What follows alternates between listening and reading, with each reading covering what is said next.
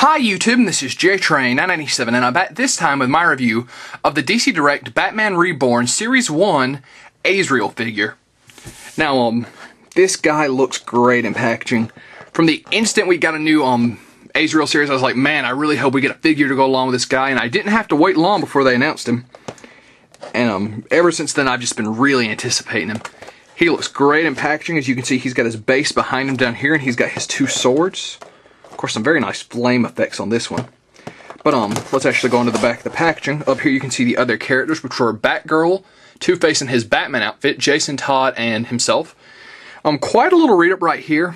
I'm not going to take the time to read that again. I already read it once in the Jason Todd review. If you want to hear it, go to that review and listen.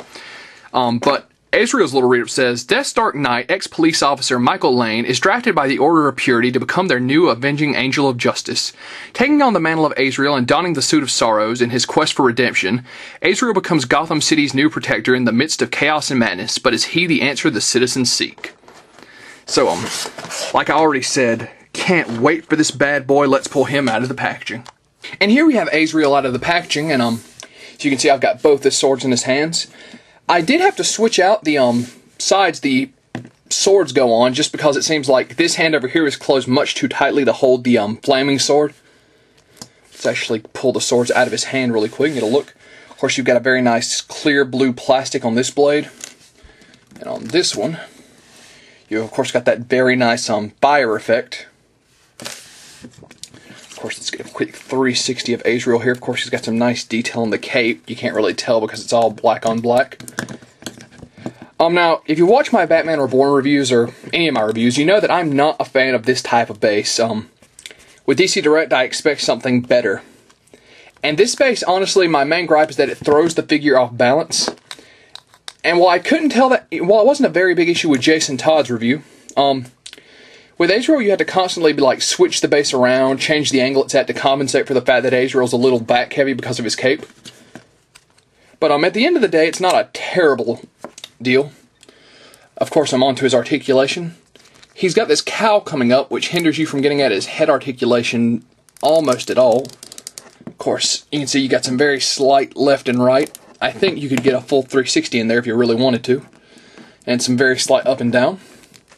Of course, his arms go up, do a full 360, bend at the elbow, and spin at the wrist. He turns at the waist. Same for both arms, of course.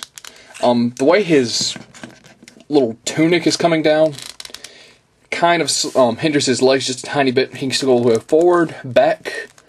Knee joint's a tiny bit stiff, but he bends at the knee, turns at the boot, well, turns at the foot. So overall, a very nice level of articulation, if not a tiny bit hindered. Let's get him back on his base, get both of his swords back in his hand. Of course, 1 second while I do that. We'll go on to the detail of Azrael. Of course. This guy was, the guy who's Azrael now wearing the suit of sorrows was one of the Batman imposters from not all that long ago. Let's actually go into his detail here. Of course, he's got the very nice mask, the cross, the little bag of whatever that is, his moon belt. And really great job on the chainmail detail on this figure. So overall, the Batman Reborn series is running you roughly $17 at my, well, that's what they're charging at my local comic shop, around $20 offline. I think he's a great figure. The swords seem to have a little bit of trouble staying in his hands, but once you got him posed and put on a shelf, I don't think it's going to be a big issue. So that being said, he looks great.